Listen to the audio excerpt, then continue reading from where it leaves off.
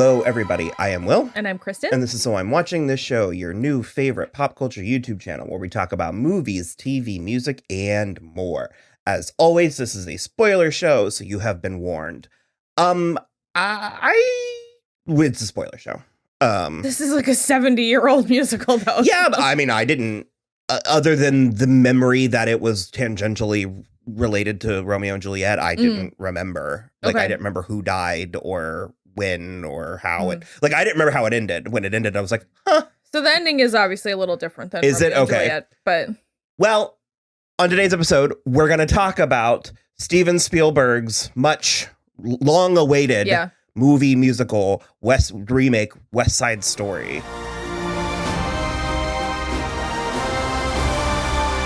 Life matters even more than love.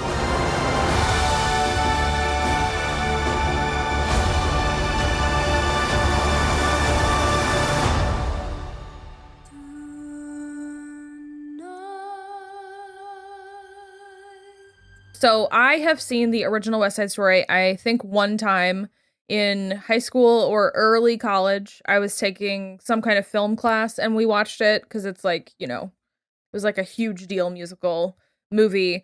I didn't like it very much then. I've never revisited it. I don't like Romeo and Juliet. It's my least favorite Shakespeare. I don't think it's the end all be all of love stories. It is called The Tragedy of Romeo and Juliet. It's really upsetting.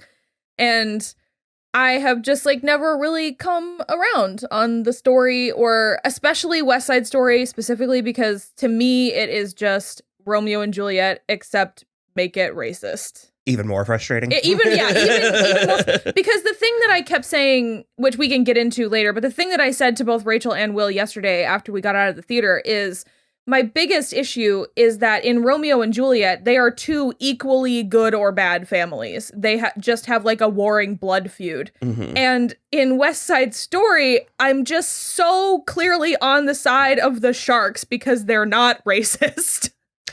No, but they're also not necessarily doing... They're not good. They're not doing favors. No, like... of course. I'm not arguing that, like, but it's just so much clearer who the good guys are as opposed to the bad guys. Well, it's funny because I actually sat there for a minute I was like, so wait a minute, is there meant to be like I played that game for the first half hour of the movie. I was trying to identify so my history, I've obviously seen it, the movie, and I saw a like production live, but I want to say it was like a high school production when I was in middle school. So, oh boy. Yeah. I mean, I remember the handful of memorable songs. I never really liked it. And I've softened that there was a handful of things that I always felt insisted upon me. West Side Story was one of them. Grease was one of them. And it was sort of, those were never my favorites. And I sort of resented and or bristled to them when I was younger. I've softened a lot on that. So I kind of would like to watch Grease from start to finish sometime coming up. Here's what I'll say, especially to the viewers. If we bully him enough into watching Grease, that means we can watch Grease too. And that's the important thing. I remembered that I didn't have any fondness for this, but I don't have any stakes, any weight, any dog in that fight. Okay. And so I approached this very much like, well, let me look at this point blank as is, like freshly. And having said that, I loved this. I think the Steven Spielberg of it all really worked. That he made a very deliberate choice early on in the production to film it, stage it, treat it like a relic. When you take away a little bit of glit here and a little bit of like shininess, J.J. Abrams lens flare there. You take that out and this feels like finding an old movie. It does feel like visually and like even like film stock wise, it feels a little like the old one. And I was hesitant to that at first because I thought, well, we already have that. So why are we remaking it to do that again? And ultimately, there's a handful of real tough elements of this musical. As mentioned, the racisms. And I think also the near rape, which I had not remembered from the original at all. Is it in the original? Evidently, yes. Okay, because that is the other thing. I don't remember. So I'm not going to be approaching I don't remember this. a lot of things because I was going to make a fuss about anybody's, but Rachel told me it's there. It's a girl in the old one too. I was not aware of that. I like a woman is cast, I guess I'll say that because I don't want to get into the actual pronouns of this movie character. But I was like about to give this movie what for? Like what is the point of this? And then because I had no memory of the old movie. And so withdrawn. Well, I think the antiquated angle, the visual angle, helped contextualize a lot of those things for me. Sure. Where, initially the first couple of times that they said slurs, I was like, hey. Yeah. But it sort of faded into kind of white noise where there was very much sort of like it I used the frame. It ended up kind of charming by the end. No, and yeah. That I got in trouble for that. Me, but it did not. Well, it just I was sort of able to lose myself in the fantasy. Yeah. And I was treating this, because the other issue that I know you have, I'm speaking on your behalf, but you hate the Romeo and Juliet aspect of it. And it is completely, what is 36 hours, the time span? I mean, maybe. Okay, the one thing I will say is that the Romeo and Juliet aspect is basically my least favorite part of West Side Story, because I don't like Romeo and Juliet. That being said, I think Ansel Elgort and Rachel Zegler had good chemistry, and I thought they worked off each other really well. I thought that they were charming and cute, and so I was like mostly fine with that. I thought, okay, so to finish my thought, that didn't bristle for me the way that it would in anything else because of, again, even just the antiquated visual style of it. But I was approaching this almost like a form of like American mythology. Yeah. Like it is a time capsule within a time capsule within a time capsule. Sure. You know what I mean? So I was sort of, I was approaching it with the same mentality I would, the epic poem of Beowulf or something, where I was just like, they're in love now. And frankly, I think I really wish they didn't even, because it's only in the one scene where the officer was like, the dance last night. Yeah. If he didn't say that, I could believe 2 weeks time That's passed. the thing is like, they did put a button on it, but also in that case, I do wish that maybe we had put a button on it being like at least 1 week. Because in the like 50s or 60s, you spend 1 week together with somebody, you fall in that mad, passionate, crazy love. I believe it. But like what you danced behind the bleachers for like 4 minutes until her brother found out and started a fight at the dance, and then But I think the song and dance did an immense amount of heavy lifting, because we were spending close to 3 hours with these people. Yeah. I mean, too much. But I'm saying that is enough time to tell a romance story. Yeah. It was when the production reminded us that it had only been hours that it was like, I was captivated by the balcony scene. Yeah. I loved it tonight. In spite of never having really been fond of this musical, there were a handful of the songs that just sizzled for me. And I never knew until recently that the lyrics are Steven Sondheim. So, okay. Yeah, I agree with you. That's what I respond to. Okay. So going into this one, I was trying to be as open-minded as possible because I didn't want to go in thinking I was going to hate it because I don't like West Side Story. So I was like, oh, it's Steven Sondheim. The first time I saw this, I didn't know who Steven Sondheim was. And it took me easily 10 years to get on board with his lyrical style and how it is, when I was a child, off tempo from the music. It was too complicated for me. Yeah. I reacted negatively to the intricacies of his in a way that I have grown very fond of. Exactly. So that's why I was like, well, it is Steven Sondheim and I don't remember a lot of the music. So maybe I actually will enjoy it a lot more this time. And like that did not end up working out for me, but I wanted to talk about the Steven Sondheim too. Did you just not like it? I was bored. Were you really? Wow. It was really pretty. And like I said, there were some things I like. I think Ariana DeBose as Anita was like, if you come out of this amazing. With anything other than Ariana DeBose supremacy, 100%. I think she's got a nomination in the bag. Possibly a chance. It depends on who she's up against. But she was exquisite. And she was so good. And this is a proper musical. Yeah. I am very judgmental about direction of movie musicals because you need to capture both the musicality of it and the cinema of it. And this felt so big, so grand. It was almost not abstract, but like there was a borderline abstract quality to the sets. They felt slightly stripped down a little bit. Mm-hmm. Like when, again, the balcony scene, she's so high up and you feel the height. Yeah. And there's just something about it that looks slightly deconstructed. Sure. But only a little bit. Yeah. Only a little bit. So some of the stuff was real. Like some of it was filmed in New York City, because that was one of the things we talked about in the Heights, is that in the Heights, there are shots of the West Side Story catering trucks. Like, because they were filming so close to one another. Well, and I liked West Side Story in the Heights production. Or yes, I liked In the Heights production. I loved West Side Story's production. Well, there even was, the fashion and everything is like 100% my bag. All the dresses, all the clothes, all the color blocking all the dudes and coding, with cigarettes in their t-shirts. Like. And it for some people, the like wayward band of twinks, like jazz fighting has always been odd. I hate it. It worked for me in this. Okay, I'm not saying it didn't work. I'm saying I hated it. Oh, I loved it. I loved it so much. So okay, I will say my least favorite part, and it has always been my least favorite part, and it's a thing that whenever I think about the movie and the production of West Side Story and the fact that somebody sat down and wrote this on purpose, it makes me embarrassed for humanity. The song Cool Boy is bad.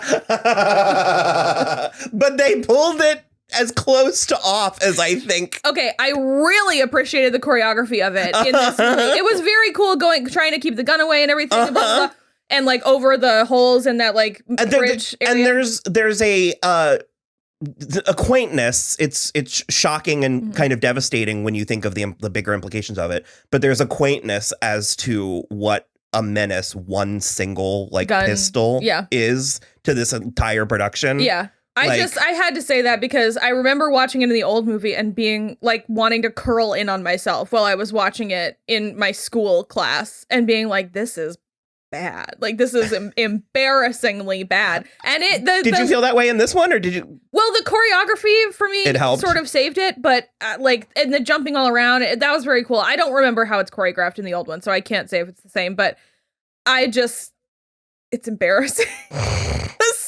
The song is embarrassing, and it's stuck in my head again. But I think my thing is, I don't think this material wore the people. No. Like, I think they were so committed and that's, I think, the only way to make something like that work. So that is, I think, probably the thing that I enjoyed the most about watching this movie is the performances, because I thought everybody was great. Like, I've never heard of Mike Faced before, and like, I'm a little obsessed with Riff. Yeah. Well, he's awful, so awful, but he's got such an interesting. Are we meant to like care about Riff and Bernardo killing each other? Because I was like, good riddance. Well, so for Romeo and Juliet, it's Benvolio and Mercutio who are, I mean. I was like, man, they really did this whole block a favor. Yeah. Going back to Tony and Maria, I think it worked for me.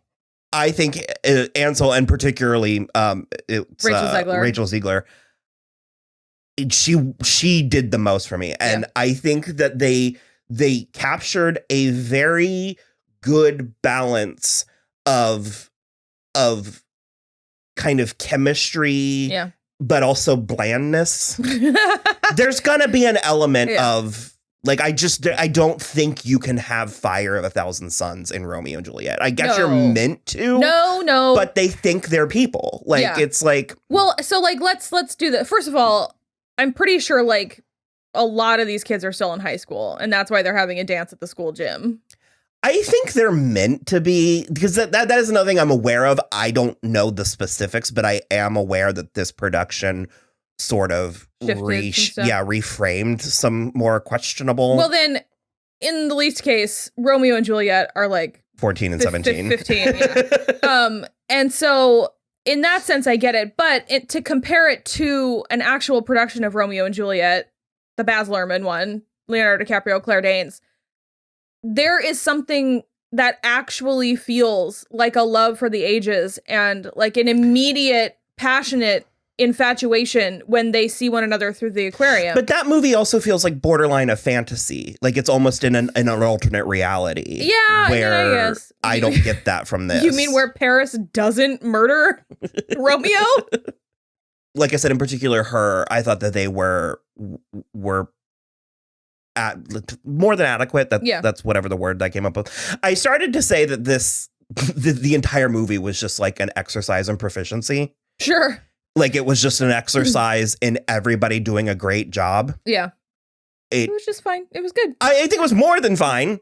It was more than good.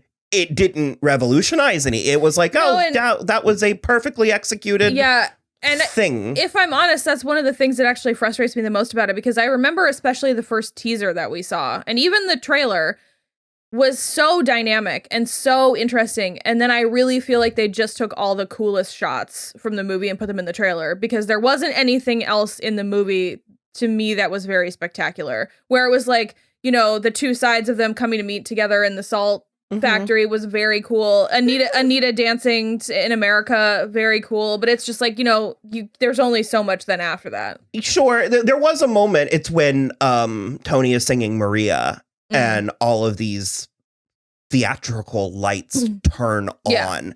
And then there's one shot of a janitor turning the lights on. And part of me was like, I didn't need that. Yeah.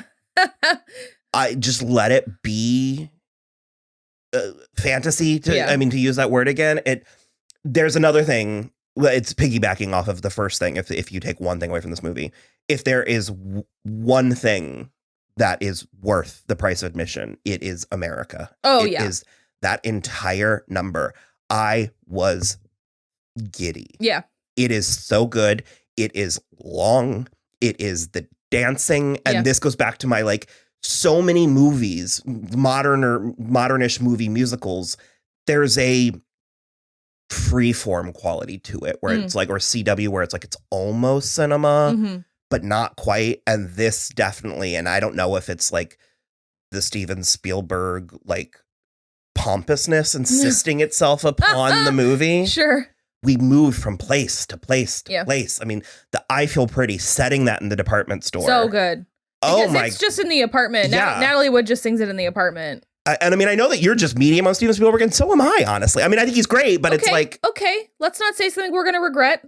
I love Steven Spielberg. I think that at certain points in his career, he has been one of the best film directors that has ever existed. I think since, I don't know, the early 2000s, he has been phoning it in. Well, for me, there's fleeting. They're fleeting, but there is moments in this movie where I feel like I'm looking into the face of God. Yeah, there are moments. The face of cinematic God. I will agree that there are moments, but my issue is that for me... You just wish it wasn't West Side Story. No, not even that. It's fine that it's in West Side Story because that deserves a cinematic interpretation. But the issue for me is that, in my opinion, all of those movies all of those scenes and shots that were so spectacular, I already knew about because they were in the trailer. Like, I didn't find, I mean, like the Cool Boy scene, which I fucking hate, but it was good. That to me was the only thing that I hadn't seen yet that I was like, this is actually really interesting to look at. Putting the like holes in the dock. That's, I mean, amazing. Also, though, if Tony had just like, yoink, like, would have been so But that's easy. where it's like, I didn't approach this material with that level of course. logic. I was sort of, this is foregone. Yeah. So I did listen to a little bit of Pop Culture Happy Hour talk about it. I think about 10 minutes, and then I stopped because I got here, and also I didn't want it.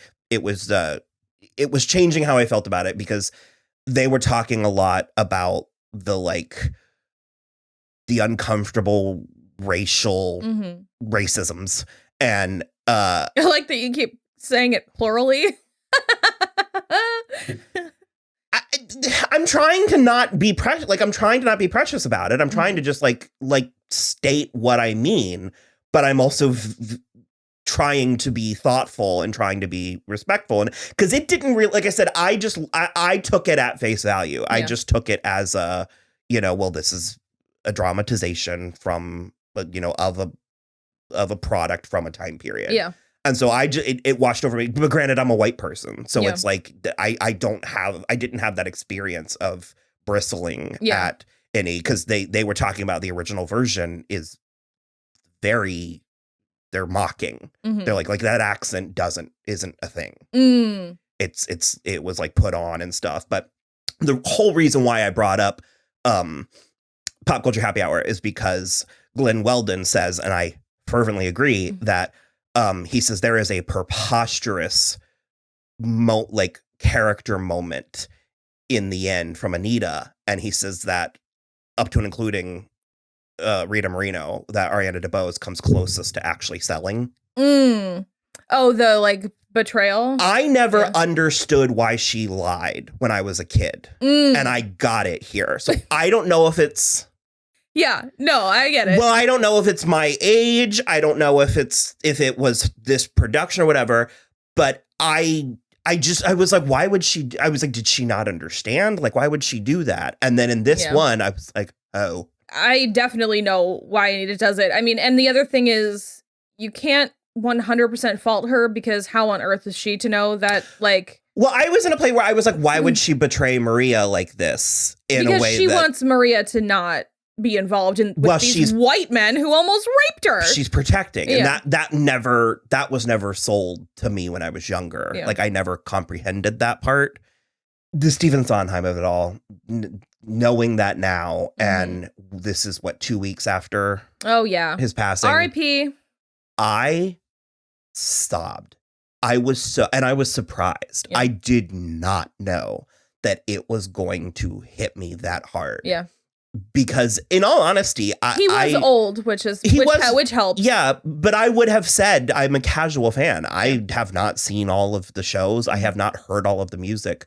But what I have, I do not have the ability to explain what Into the Woods means to me and what it meant to me at 14, 24, 34. Well, I watched it that day and I just what is it? You're not alone. We are not alone. Alone. The combination, the combination of wisdom and whimsy is unparalleled. Yeah. How something can be so heavy and so light at the same time, or switch between the two. Yeah. I also think what's really interesting and fascinating about him specifically as a person and an entertainer is how many people were obsessed, like how many famous people he impacted, and that's not even leaving aside all of the normal people, but it's just he was trending for 3 days. Bernadette Peters, Stephen Colbert, it was the gamut, right? Anna, really Anna Kendrick, he has a reputation for being caviar and well earned. But I think to imply that he was for snooty elitists such a disservice. Yeah, I agree. It doesn't have to be. I mean, Sweeney Todd is not elitist. It's not. Neither is Into the Woods. I think Into the Woods is his most accessible piece that I've experienced. So loved Rachel, as I said, loved Ariana DeBose. She is my between Hamilton, which I watched last summer, and then Schmigadoon this summer, and then this. She's just really fun, super fun. She's just exquisite. The dance and because I made a comment to my mom, I was telling her about it, and I was like, when they're doing the American dance, I was like, those dresses stay in the air. Oh my God, amazing. She's practically just wearing panties because they're thrusting and swirling, and it's just I loved Rita Moreno in this. Yeah, she was cute. That's apparently a repurposed role. So it's in the original one, it's her husband, dude pharmacist. Yeah. I think the implications of it, putting a quote unquote traitor kind of at the heart of this, was very fascinating, and I think the movie largely earned it. Largely. Yeah, I sort of do wish that there had been one moment, especially after the near rape. I wish that Rita Moreno had like said Valentina. I wish that she had said like one more thing, because they just are still talking shit about Anita. And I wanted Valentina to be like, the things you're saying about her, you're saying that about me. We're the same. She and I are the same. And like that never happened. And it's not that I like think this needed to be like more woke or anything, because this is not really the place for wokeness. But I'm just sort of like, then what does Valentina think about herself when she goes to sleep at night? I think a lot of it wasn't said, but I think it was in between the lines. A lot of it, for me at least, it was. I love giving her "There Is a Place for Us." Mm-hmm. I thought that was so beautiful. I thought that was so touching. I thought Corey Stoll and Brian Darcy James were excellent. Just excellent. Okay, I'm obsessed with Corey Stoll. Like, it's a hard problem for me. It was funny to me. Like, and this didn't. Well, in Romeo and Juliet, they are funny. Mm-hmm. They are sort of useless and funny. The scenes in the beginning, or the scene in the beginning with the Rumble, like when they show up, it's just sort of, you're like, Lee. I lied. I was thinking about Much Ado About Nothing. I actually don't know if there are complimentary characters I wondered. From Romeo and Juliet. My bad. Please don't correct me, for Christ's sake. I said it right after. Yeah, we had Mike Faust. Did we mention Kyle Allen yet on here? No, but he's so cute. I love him. I think he is so cute. He was in the movie Tiny Pretty Things the map of Tiny Perfect Things. Tiny Perfect Things that we covered that I actually really liked. Yeah. He didn't get a lot of material, but my eye went to him every single time he was on. He was super cute. I think they were all cute. The number in the police station was funny. I enjoyed that. I made a list of my favorite, and I had Dear Officer Krupke. I was like, because as I recall, I think they're just sort of singing it in the first one. I don't remember. Where in this, it is a set piece. It's good. And it's like, it's very, very interesting. I really liked how they were all, although it does. Go for broke, man. But again, that was one of the moments where I was like, oh no, you didn't have a hug and now you're sad. So now you're racist. It's like, okay, I guess. No, but I also really, really loved that. I think for me, I should just let this go. Let it. Within the confines of a movie, we can discuss this with your what for you want to me, say. It wasn't so much that they were like, that animosity was going somewhere. Sure. It was going anywhere. Okay. If it wasn't the Puerto Ricans, it would have been, someone else. the blacks or the Polacks or the Irish or the what, like they already got rid of everyone else, and Tony is a Polak. I know, but I'm like, for me, it was That's sort of like, not a good word to say either. I apologize. No, I know, but I was like, the Puerto Rican-ness of it all, from my perspective, was sort of irrelevant. Sure. It would have been anyway. Whoever was standing on the other end of that alley. They had already they mentioned the Egyptian kings a bunch of times. It was that sort of bullshit gang mentality that I typically have less than zero patience for. It's a no. But when you throw the whimsy in, I was sort of like, I'll allow this for, if I was ever going to watch it, this is how I'm going to watch it. Okay, that's all fair. But that is the thing for me, where like every time they were like, we're going to have a rumble. And I was like, you could just like go get a milkshake instead. So I think, and so that's where it's like the pop culture happy hour was interesting to me, because I wasn't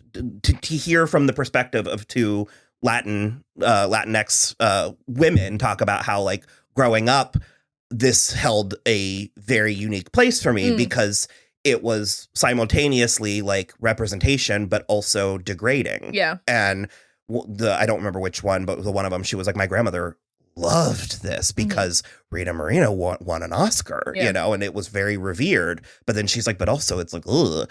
And I think they largely, not entirely, but largely remedied or softened a lot of that in this. Well, a huge part that helped is casting actual Latino people. I'm so glad I remembered this. There are entire sections of this movie that are in Spanish and it's not subtitled. Yeah. And I kind of loved that. I'm of two minds about it. For this movie specifically, in this time, I kind of loved it. Yeah. Because I followed the story. Yes. Tonally, absolutely. Yeah. There were moments, though, where I do wish I could have known the actual words that were being said. Yes, but I appreciated what that brought, because there were Spanish-speaking people in the audience. And there were times where 10 people laughed and the rest of the theater was like, huh? Yeah. And just, that's not an experience that I have frequently. And it forced me to meditate on it in a way that I kind of valued it. I kind of was like, okay, for once, something's not for me. Yeah. Or for once, I have to do the heavy lifting or I have the faintest of grasp on the Spanish language. And so every so often I was like, I know what she said. I got a couple words every once in a while, which was nice. And I agree with you. And it was the type of thing, the way that I liked it is the same way that I like the early episodes of Outlander, where like, whenever they're speaking Gaelic, you don't know what they're saying because Claire doesn't know what they're saying. And so that's the kind of stuff where I'm actually into it. But then because I know there's a minimum of 3 jokes that we missed. Yeah. Oh yeah. Those people in front of us were having a great time. Grand. Also, but grand time. They also were irritating me a lot, and they were eating for literally every moment of the movie. They did not finish eating. And it wasn't like popcorn. It was like a proper smuggled in meal. Well, no, I think that AMC has nice food. But there was like a huge soft pretzel. They had an entire pizza, candy, like drinks, everything, and they did not stop eating. Well, there was rustling paper the entire time. The implication that Tony and Maria had sex sent them to the moon and back. It was so funny. But anyways, like he shoots up in her bed, and then she pops up a minute later, and they were like, "Woo!" It was like a Saved by the Bell kiss. I really sort of got a kick out of that. Yeah. I thought it was very interesting. Yeah, and I valued that experience. Because frankly, I needed captions for some of the English. For the Jets. I was like, huh? They said a few things in here where I was like, oh boy. Yeah. So I was also, it's a last minute addition of mine, but I wanted to give a slight nod to Paloma Garcia Lee, who played Grazi. Yeah. She doesn't have a lot of material. They give her this weird, it's not an arc, but it's like she's present in that scene in the end where the Jets turn on Anita in a way that makes me wish she was present once or more in the movie. Yeah. Because she's awful. She's a total gutter snipe, as I said.